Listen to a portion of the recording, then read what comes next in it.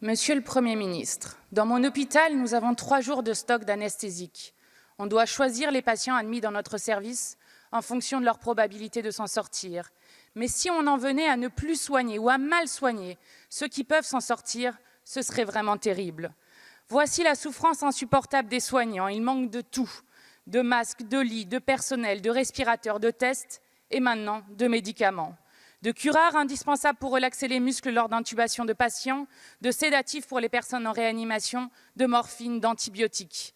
Une catastrophe dans la catastrophe.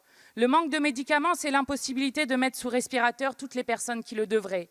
C'est des gens qui vont mourir d'étouffement à cause de douleurs alors qu'on aurait pu les sauver. On ne parle pas de semaines pour une rupture totale de certains de ces médicaments, mais de jours. Vous demandez déjà aux hospitaliers de limiter l'usage de la morphine. La pénurie est déjà là. Vous avez été alerté la semaine dernière par le président de la Commission médicale des hôpitaux de Paris, par l'Observatoire de la transparence dans les politiques du médicament, sans réponse. Votre gestion de crise, Monsieur le Premier ministre, c'est une gestion de la pénurie. Vous avez affirmé lors de votre conférence de presse, dès que nous aurons le sentiment que la réquisition est nécessaire, il sera procédé à des réquisitions. N'avez-vous toujours pas le sentiment de l'urgence?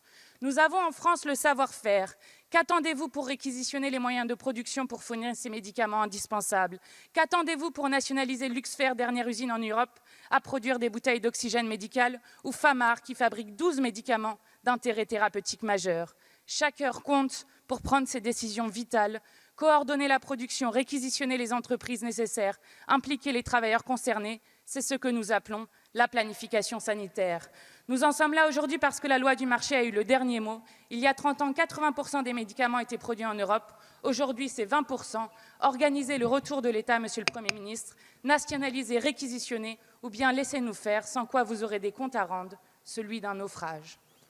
Merci, Madame la députée. La parole est à Monsieur Olivier Véran, ministre des Solidarités et de la Santé.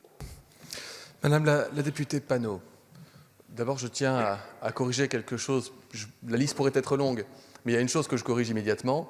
Il n'y a aucune demande de limitation de recours à la morphine auprès de qui que ce soit. La morphine, Madame Panot, vous dites que vous avez exigé de la part des soignants qu'ils limitent le recours à la morphine.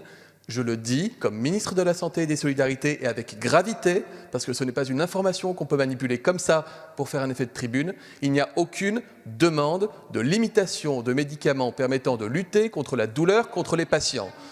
Je le dis.